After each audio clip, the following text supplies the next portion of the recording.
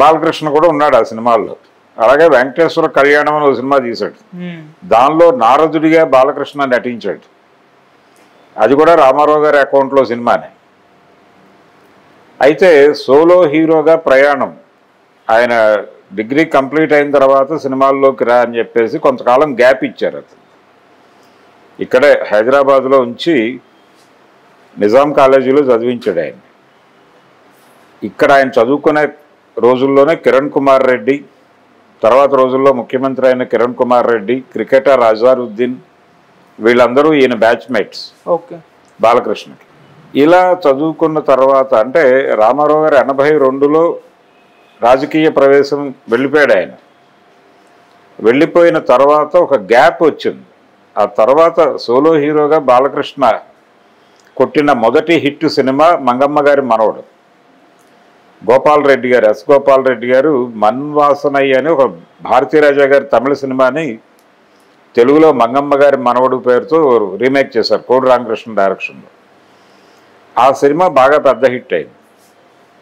అక్కడి నుంచి సోలో హీరోగా బాలకృష్ణ ప్రస్థానం మొదలైంది.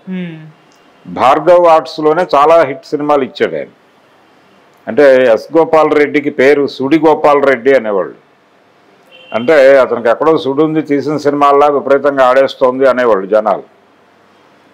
అలా భార్గవ్ ఆర్ట్స్లో బాలకృష్ణ చేసిన సినిమాలన్నీ హిట్టే. 86 అనేది 1986 సంవత్సరం బాలకృష్ణ కెరియర్లో ఒక ప్రత్యేక సంవత్సరం. అది ఆ సంవత్సరం రిలీజ్ అయిన ప్రతి సినిమా హిట్ అయింది బాలకృష్ణది. ఆ చుట్టుపక్కల ఏ హీరో లేడు, చిరంజీవి కూడా లేడు. చిరంజీవికి కూడా ఫ్లాప్స్ వచ్చినాయి అప్పుడు. వాళ్ళ సొంత బ్యానర్లో కోదండరామరెడ్డి గారి డైరెక్షన్లో చేసిన అనసూయమ్మ గారి అల్లుడు చాలా పెద్ద విజయం సాధించింది రామకృష్ణ స్టూడియోస్ బ్యానర్లో. ఇలా మొదలైనటువంటి ప్రయాణం. ఆయన నటుడిగా బాలకృష్ణ ఏమిటి బాగా డైలాగ్ చెప్పగలడు, ఎమోషనల్గా చెప్పగలడు. ఏ క్యారెక్టర్ ఇచ్చినా ఆ క్యారెక్టర్ని ఏదో మేరకు తనని దానికి అడాప్ట్ చేసుకుని నటించగలడు. అయితే ఎన్టీఆర్తో పోల్చే పరిస్థితి కాదు. ఎన్టీఆర్ కుమారుడే కానీ ఎన్టీఆర్ స్థాయి వేరు, బాలకృష్ణ స్థాయి వేరు. ఆ గ్యాప్ ఉంది వారి మధ్య. అయితే దాదాపు అన్ని జానర్స్లోనూ సినిమాలు చేశాడు ఆయన. ఒక కౌబాయ్ సినిమా చేయలేదు తప్ప. జానపదాలు అయిపోయిన రోజుల్లో జానపదం చేశాడు, అది కూడా విజయ బ్యానర్లోనే. విజయ బ్యానర్లోనే పౌరాణికం కూడా చేశాడు. భైరవ ద్వీపం చేశాడు, కృష్ణార్జున విజయం చేశాడు అదే బ్యానర్లో. అలా పౌరాణికము జానపదము చేయటం అనేది ఆ జనరేషన్, అతనితో పాటు ట్రావెల్ అవుతున్న జనరేషన్లో ఎవరు చేయలేదు. అది అతని వల్ల అయింది. తర్వాత ఒక హిస్టారికల్ క్యారెక్టర్ కూడా చేశాడు అనుకోకుండా ఆదిత్య 369లో. అది కృష్ణదేవరాయల క్యారెక్టర్. అంటే ఈ క్యారెక్టర్స్ బాలకృష్ణ మీద వర్కౌట్ అవుతాయి, ఎందుకంటే రామారావు గారి ఇమేజ్ తోడ్పడుతుంది అనే ఉద్దేశంతో బాలకృష్ణను తీసుకున్నారు ఆ ప్రాజెక్టులోకి. బాలకృష్ణ అయితేనే వర్కౌట్ అవుతుంది అని. ఆదిత్య 369కి చంద్రమోహన్ గారి, బాలసుబ్రహ్మణ్యం గారి బంధువు ఆ సినిమాకి ప్రొడ్యూసర్. ఏ తరహా పాత్ర ఇచ్చినా అంటే డైరెక్టర్ ఏం చెబితే అది చెయ్యాలి అనేది బాధ్యతగా ఫీల్ అయ్యేటువంటి నటుడు ఆయన. ఇది ఆయన దగ్గర నుంచి వచ్చింది. రామారావు గారు అలాగే ఉండేవాడు. డైరెక్టర్ ఏది చెప్తే అది చేసేయటమే. అంటే డైరెక్టర్ చెప్పిన దాన్ని మనం విభేదించకూడదు. ఆయనకి ఒక లెక్క ఉండేది. అంటే తను డైరెక్ట్ చేసే సినిమాల్లో ఎవరు ఏం చెప్పినా ఆయన పట్టించుకునేవాడు కాదు. అలాగే బయట వాళ్ళ డైరెక్షన్లో తను నటించేటప్పుడు అక్కడ వేలు పెట్టేవాడు కాదు. వారు చెప్పింది చెప్పినట్టు చేసి వచ్చేసేవాడు. హిట్టా ఫ్లాపా అనేది వాళ్ళ కర్మ అనుకునేవాడు. తనకు తెలిసిన ఈ సన్నివేశం ఇలా తీయటం కరెక్ట్ కాదు అని రామారావు గారికి తెలిసినప్పటికీ చెప్పేవాడు కాదు వాళ్ళు. ఇది మనకు సంబంధం లేని వ్యవహారం అన్నట్టుగానే ఉండేవాడు ఆయన. ఏవో 2-3 సందర్భాల్లో ఆయన ఇన్వాల్వ్ అయిన కేసులు చెప్తారు, బొబ్బిలిపులి కోర్టు సీను ఇలాంటివి. అది కూడా ఆయన ఏమీ డైరెక్ట్ చేయలేదు, గైడ్ చేయలేదు, ఇంకేదో ఉండాలి అని మాత్రమే కోరాడు దాసరి గారిని. ఆయనతో చొరవ ఉంది కాబట్టి. ఇలా రామారావు గారు అబ్బాయిగా మొదలైన ప్రయాణం ఆ తర్వాత బాలయ్యగా, జై బాలయ్యగా, ఇప్పుడు ఒక నినాదంగా మారిపోయాడు. నినాదంగా మారిపోయాడు. ఇప్పటికీ ఆయనకి రామారావు గారు చేసినటువంటి బృహన్నల క్యారెక్టర్ చేయాలనే కోరిక ఉంది. అలాగే ఆయన చేసిన చాలా క్యారెక్టర్లు చేయాలనేటువంటి తపన ఉంది ఇతనికి. అలాగే డైరెక్ట్ చేయాలి, రామారావు గారు మంచి డైరెక్టరు. ఆయన కృష్ణ పాండవీయంతో ఆయన దాదాపు తెలుగులో అప్పటికి లబ్ధ ప్రతిష్ఠలు అనుకున్నటువంటి అందరు డైరెక్టర్లని తన వైపు తిప్పుకున్నాడు. సాక్షాత్తు కేవీ రెడ్డి గారు, ఎల్వి ప్రసాద్ గారు అభినందించారు, చాలా బాగా తీసావు సినిమా. అలాంటి అంటే డైరెక్టర్గా కూడా తన సత్తా చాటుకోవాలి అనేటువంటి ఒక తాపత్రయం ఉంది బాలకృష్ణకి తన తండ్రి గారి బాటలో. కానీ అది అవ్వలేదు. ఒక సినిమా నర్తనశాల చేసే ప్రయత్నం చేశాడు, అది సౌందర్య గారి మరణంతో ఆగిపోయింది ఆ సినిమా. ఇలా అంటే ఆయనతో చాలా హిట్స్ ఇచ్చినటువంటి డైరెక్టర్ కోడి రామకృష్ణ గారు. ఆ తర్వాత కోదండరామిరెడ్డి గారికి ఒక కళ ఉండేది, బాలకృష్ణ చిరంజీవులతో ఒక మల్టీ స్టారర్ చేయాలి అనేటువంటి ఒక కళ ఉండేది ఆయనకు, డ్రీమ్ ప్రాజెక్ట్. తన బ్యానర్లో తను నిర్మాతగా మారి వీళ్ళిద్దరిని పెట్టి ఒక సినిమా చేయాలని చాలా ప్రయత్నాలు చేశాడు ఆయన. కానీ వర్కౌట్ అవ్వలేదు. ఫైనల్గా అది డ్రాప్ అయ్యాడు ఆయన ఆ ప్రాజెక్ట్ నుంచి. ఇప్పటికీ ఆయనకు ఆ కోరిక ఉంది. ఎవరైనా అడిగితే చెప్తాడు, నిజమే అది నా డ్రీమ్ ప్రాజెక్ట్, వాళ్ళిద్దరిని పెట్టి సినిమా తీయాలని. అది అవ్వలేదు. చిరంజీవితో మంచి సాన్నిహిత్యం ఉండేది, ఫ్రెండ్షిప్ ఉండేది, ఇప్పటికీ ఉంది. ఇలా అంటే ఒక రకంగా బాలకృష్ణ గారు అన్డిస్ప్యూటెడ్, పెద్దగా వివాదాలు లేనటువంటి హీరో చాలా కాలం పాటు.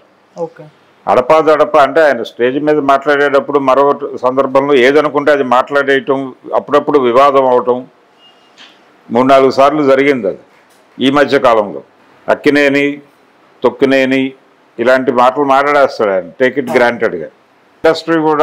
ఇండస్ట్రీలో ఉన్నటువంటి ప్రతి ఒక్కరూ కూడా అన్నగారి కుమారుడిగానే భావిస్తారు. ఈవెన్ చిరంజీవి గారు కూడా ఒకసారి చిన్నపిల్లవాడి మనస్తత్వం, అతను ఏదన్నా అంటే పట్టించుకోకండి అని మాట్లాడాడు మీడియా ముందే. అది ఆయనకున్నటువంటి ఇమేజ్. అలాగే తన సినిమాకి ఎంత రెమ్యూనరేషన్ తీసుకోవాలి అనేది కూడా ఆయన ఎప్పుడూ పట్టించుకున్నవాడు కాదు. కనకమేడల దేవిప్రసాద్ గారు బతుకున్నంత కాలం ఈయన డేట్స్ అలాగే ఈయన రెమ్యూనరేషన్ వ్యవహారాలన్నీ ఆయనే చూసుకునేవాడు. ఆయన చెప్పింది ప్రొడ్యూసర్ తెచ్చి ఇచ్చేవాడు తప్ప బాలకృష్ణ గారికి ఏమీ తెలియదు. దేవివరప్రసాద్ వెళ్ళిపోయిన తర్వాత, ఆయన చనిపోయిన తర్వాత ఈయన ఇదే మన మార్కెట్, మనకి ఎంత ఇస్తున్నారా అని అప్పుడు తెలుసుకున్నాడు. తర్వాత ఆయన తోడల్లుడు కొంతకాలం నడిపాడు దాన్ని. ఇలా అంటే తనకి ఎంత ఇవ్వాలి అనే డిమాండ్ కూడా ఎప్పుడు ప్రొడ్యూసర్లను ఇబ్బంది పెట్టిన నటుడు కాదు అతను. ప్రాజెక్టును బట్టి క్యారెక్టర్ నచ్చితే రెమ్యూనరేషన్ గురించి సీరియస్గా పట్టించుకోకుండా సినిమా చేసేటువంటి హీరో బాలకృష్ణ. అది చాలామంది ఇండస్ట్రీ పీపుల్ చెప్పే మాట. అంటే producer friendly, director friendly hero ఆయన. అందుకని ఆయనకు కూడా పర్మనెంట్ బ్యానర్స్ ఉన్నాయి కొన్ని. ఆయన సురేష్ మూవీస్లో చేశాడు 2-3 సినిమాలు వరుసగా. తర్వాత ఇందాక మనం చెప్పుకున్నటువంటి శ్రీదేవి మూవీస్ వాళ్ళు కూడా ఆయన బాలకృష్ణతోనే సినిమాలు తీశారు. భార్గవ ఆర్ట్స్ అది కూడా బాలకృష్ణ గారితోనే సినిమాలు తీశారు వాళ్ళు. దేవి వరప్రసాద్ గారు ఆయన దేవి ప్రొడక్షన్స్లో చిరంజీవితో సినిమాలు తీసేవాడు. ఆయన చెల్లెలు పేరుతో ఒక బ్యానర్ పెట్టి అందులో బాలకృష్ణ సినిమా చేశాడు ఆయన. అది పెద్ద హిట్ సినిమా, భలే దొంగ అనే టైటిల్తో వచ్చింది. ఇది బాలకృష్ణ గారి కెరియర్ చాలా సక్సెస్ఫుల్ కెరియర్. ఆయన అప్ అండ్ డౌన్స్ ఉన్నా కానీ, అంటే బాలకృష్ణ గారి సినిమా ఒకవేళ జనాలకు కనెక్ట్ అయ్యి హిట్ అయితే అది ఆ టైంలో రిలీజ్ అయిన ఏ పెద్ద హీరో సినిమాకైనా ఓ 10 రూపాయలు ఎక్కువే పే చేస్తుంది. బాలకృష్ణ గారి సినిమా ఫ్లాప్ అయితే ఏ చిన్న హీరో అట్టర్ ఫ్లాప్ సినిమా కన్నా తక్కువ పే చేస్తుంది. అది ఆయన రేంజ్. ఏదైనా ఎక్స్ట్రీమే. హిట్ అయితే అది ఎక్స్ట్రీమ్ హిట్టే. హిట్ అనే టాక్ వస్తే బాలకృష్ణ సినిమా ఆగదు. సినిమా బాలేదు అనే టాక్ వస్తే కష్టమే, డిజాస్టర్. ఇక మధ్యలో యావరేజ్లు ఇలాంటివి ఉండవు. అలా ఒక స్పెషల్ ఇమేజ్ ఆయన, ఒక స్పెషల్ పర్సనాలిటీ ఇండస్ట్రీలో. ఆయనది ఒక ధోరణి. ఆ ధోరణితో ట్రావెల్ అవుతారు జనాలు. ఎవరిని వాంటెడ్గా ఇబ్బంది పెట్టడం అనేది బాలకృష్ణ కెరియర్లో లేదు. ఆయన అప్పుడప్పుడు అభిమానులని, అంటే వాళ్ళు ఏదైనా ఇబ్బంది పెడితే మందలించిన సందర్భాలు ఉన్నాయి తప్ప అది కొడతాడు అనే విధంగా బయటికి ప్రమోట్ అయిపోయింది. కానీ మందలిస్తాడు, అలాగని వ్యతిరేకించడు ఎవరిని. అలాగే ఎవరితోనైనా ఫ్రెండ్లీగా ఉండి, అంటే తనకి ఇబ్బంది లేని టైంలో తనకి ఇబ్బంది లేని టైంలో ఎవరితోనైనా ఫ్రెండ్లీగా వ్యవహరించే మనిషి. ఎవరైనా ఈజీగా యాక్సెస్ చేసుకోవచ్చు. బాలకృష్ణ దగ్గర ఉన్న ఇంకొక అడ్వాంటేజ్ ఏంటంటే ఎవరితోనైనా యాక్సెస్ అవుతాడే, నో ప్రాబ్లం. ఇలా తెలుగు సినిమా రంగంలో ఇప్పుడు ప్రస్తుతం ఉన్న వింటేజ్ హీరోల్లో ఆయన ఒక బిగ్ హీరో. వరుస హిట్లు కొడుతున్నాడు. ఇప్పుడు హ్యాట్రిక్ కొట్టాడు, అలాగే ఎమ్మెల్యేగా హ్యాట్రిక్ కొట్టాడు. ఎమ్మెల్యేగా హ్యాట్రిక్ కొట్టి హిట్స్ మీద ఉండి ఆయన చేసినటువంటి ఒక కార్యక్రమం అంటే ఒక టాక్ షో, అది కూడా చాలా పెద్ద హిట్ అవటం. ఇలా సక్సెస్ఫుల్గా ఉన్నాడు ఆయన. ఈ సక్సెస్ఫుల్లో ఉండగా 74లో తాతమ్మ కళ రిలీజ్ అయింది. ఇప్పుడు 2024లో ఉన్నాం. 50 ఏళ్ల ప్రస్థానం. నటుడిగా 50 ఏళ్ల ప్రస్థానాన్ని అది జనం మనసులో గుర్తుండిపోయేలాగా ఒక ఈవెంట్ చేయాలనుకుంటున్నారు వాళ్ళు. దానికి సెప్టెంబర్ 1st వీక్ని ఎంచుకున్నారు. ఎక్కడైతే శకపురుషుడు అనేటువంటి ఒక సావనీర్ లాంచ్ అయిందో రామారావు గారి సత్య జయంతి సందర్భంగా, అదే వేదిక మీద అదే గ్రౌండ్లో ఈ నందమూరి బాలకృష్ణ గారి 50 సంవత్సరాల ఈవెంట్ను కూడా నడపాలనుకుంటున్నారు. అదే వేదిక మీదకి అందరినీ, ఇండస్ట్రీలో ఉన్నటువంటి రామారావు గారితోనూ ఆ ఫ్యామిలీతోనూ అలాగే నందమూరి బాలకృష్ణతోనూ ట్రావెల్ అయిన వాళ్ళందరినీ ఆ వేదిక మీద సత్కరించాలనుకుంటున్నారు. అందులో చిరంజీవి ఉన్నాడు. అందరూ ప్రతి ఒక్కరూ వస్తారు ఆ ప్రోగ్రామ్కి. అయితే ఒక కీలక ప్రశ్న ఏంటంటే జూనియర్ ఎన్టీఆర్, కళ్యాణ్ రామ్ వస్తారా దీనికి అని. వాళ్ళకు కూడా ఇన్విటేషన్లు ఉంటే వస్తే రావచ్చు. ఎందుకంటే వాళ్ళకి ఆల్రెడీ 2 బ్యాక్లాగ్స్ ఉన్నాయి దీనిలో. ఇలాంటి కార్యక్రమాలకు వాళ్ళు గైర్హాజరైన సందర్భాలు, కొంచెం బయట చర్చనీయాంశంగా మారినటువంటి సందర్భాలు 2-3 ఉన్నాయి. అందుకని ఈ ఈవెంట్కి పర్టికులర్గా రావడానికే ప్రయత్నం చేస్తారు అనేది వినిపిస్తున్నమాట. వస్తారా రారా అనేది వాళ్ళ పర్సనల్ గొడవ. ఇన్ అడ్వాన్సే వీళ్ళు ఇన్ఫార్మ్ చేసి ఉంటారు గత అనుభవాల రీత్యా. అలా ఒక్కసారి నందమూరి బాలకృష్ణ గారి కెరియరు, ఆయన పాలిటిక్స్లోకి వచ్చిన విధానం, తండ్రి గారి పార్టీ ఉంది, ఆ పార్టీతోనే ఆయన కూడా ట్రావెల్ అయ్యాడు. రామారావు గారి తరఫున ఎన్నికల ప్రచారం చేసినటువంటి సినిమా నటుల్లో బాలకృష్ణ ఒకడు. మురళీమోహన్, మోహన్ బాబు, రావు గోపాలరావు గారు, సత్యనారాయణ, వీళ్ళందరూ అంటే హీరోలు ఉండేవారు కాదు. రామారావు గారితో క్యాంపెయిన్ చేసిన వాళ్ళలో విలన్లే ఎక్కువ.